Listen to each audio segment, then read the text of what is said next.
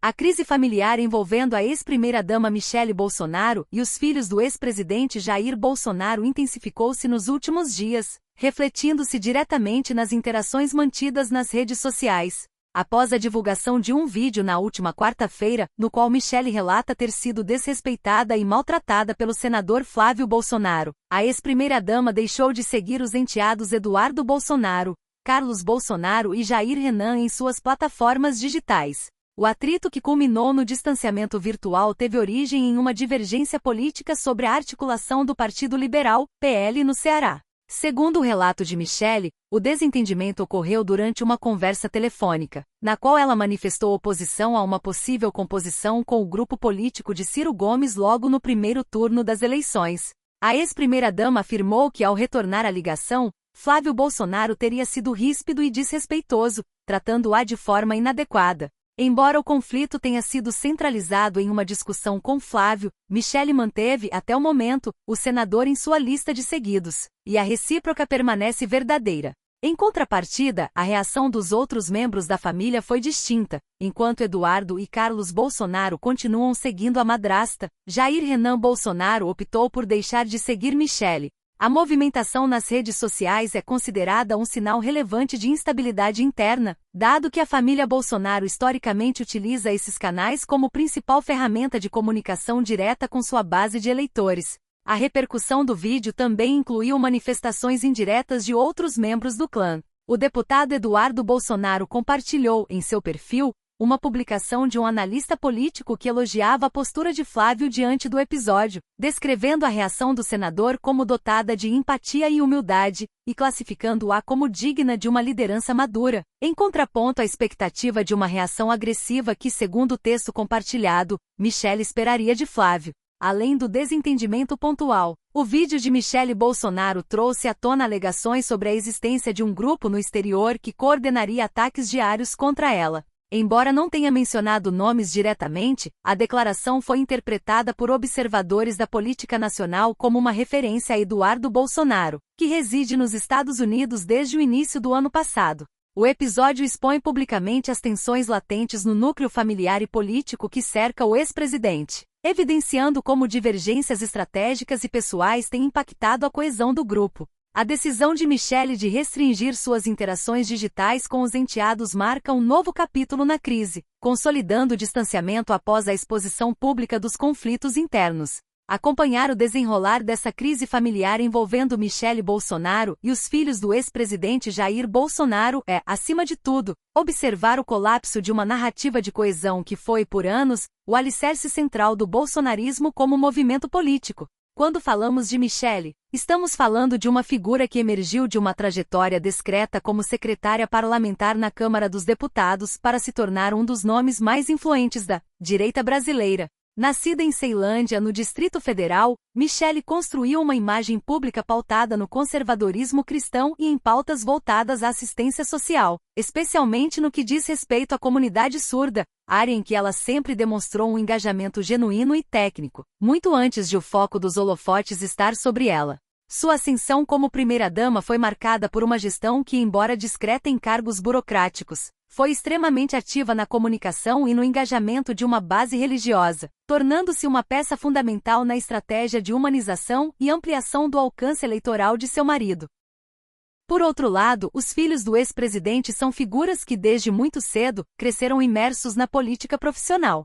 Flávio, o primogênito, iniciou sua vida pública cedo, seguindo os passos do pai na política fluminense, com uma trajetória marcada por diversos mandatos na Assembleia Legislativa do Rio de Janeiro antes de chegar ao Senado Federal. Carlos, o vereador, sempre foi o estrategista digital, o homem por trás das cortinas que moldou a forma como o bolsonarismo se comunica, ou melhor, como ele ataca e se defende nas redes sociais. E Eduardo, o deputado federal, que se notabilizou por uma atuação voltada quase exclusivamente para a política externa e para a articulação internacional do conservadorismo. Essa estrutura familiar sempre foi apresentada como um bloco monolítico, quase inabalável, onde o sobrenome Bolsonaro funcionava como uma marca de lealdade incondicional. No entanto, o que vemos hoje é a fragilização desse núcleo, um processo que não começou agora, mas que vem sendo gestado por anos de disputas de poder, vaidades e, claro, estratégias de sobrevivência política.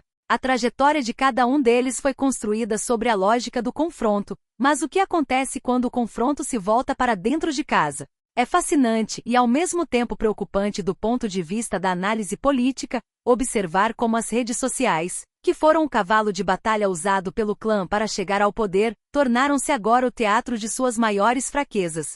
O ato de deixar de seguir alguém nas redes não é, na nossa era, apenas uma escolha pessoal, é um comunicado oficial, um gesto performático de rompimento que sinaliza aos seguidores de quem é o lado que eles devem tomar. Se olharmos para trás, para o período entre 2018 e 2022, a unidade da família era vendida como um valor inegociável. Qualquer sinal de dissidência era rapidamente sufocado ou escondido atrás de uma fachada de harmonia. Mas a política é uma roleta russa, e a derrota eleitoral de 2022 mudou drasticamente as regras do jogo.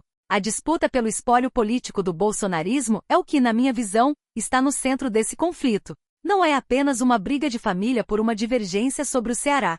É uma briga sobre quem dá as cartas, sobre quem tem o passe livre para definir os rumos do PL e quem será o herdeiro legítimo do capital político de Jair Bolsonaro. Michele, ao se posicionar publicamente contra o Flávio, sinaliza que não pretende ser apenas uma figura decorativa ou uma peça de apoio, mas uma protagonista com vontade própria e poder de veto. Essa correlação entre o passado e o presente é nítida.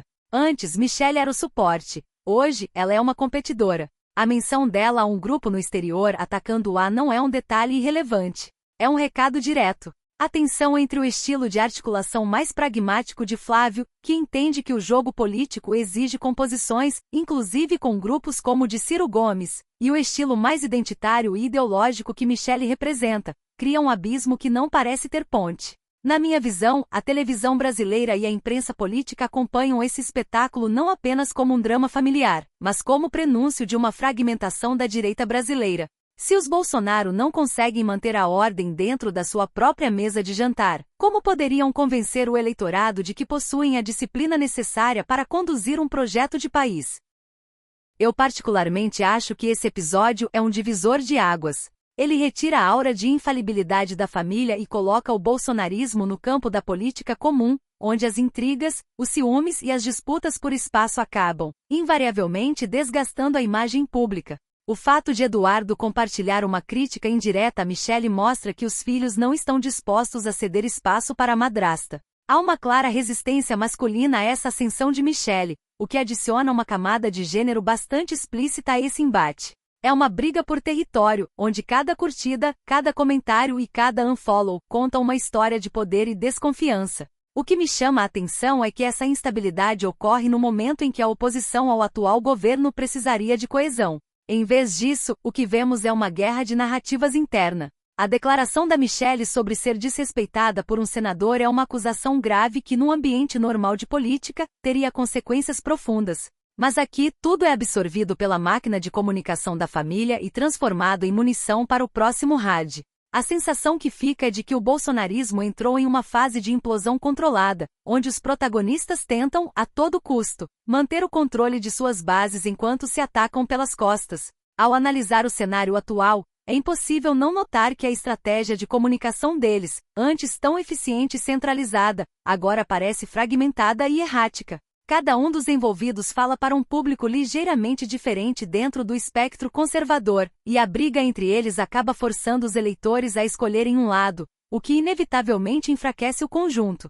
O distanciamento virtual é a prova definitiva de que a confiança se esvaiu. E no mundo da política de massas, quando a confiança acaba, o que sobra é apenas a conveniência. Se a conveniência de estar junto for menor do que a conveniência de se separar, a ruptura será total. Eu acredito que nos próximos meses veremos mais episódios como este. A política de redes sociais é implacável porque ela não permite que as feridas cicatrizem em silêncio. Tudo é público, tudo é compartilhado e tudo é analisado à exaustão. Michele Bolsonaro, ao abrir essa caixa de Pandora, demonstrou que não teme o confronto direto. Se isso será positivo para sua carreira política ou se será o início de um isolamento dentro do próprio clã, só o tempo dirá. O que é certo, porém, é que o bolsonarismo não será mais o mesmo.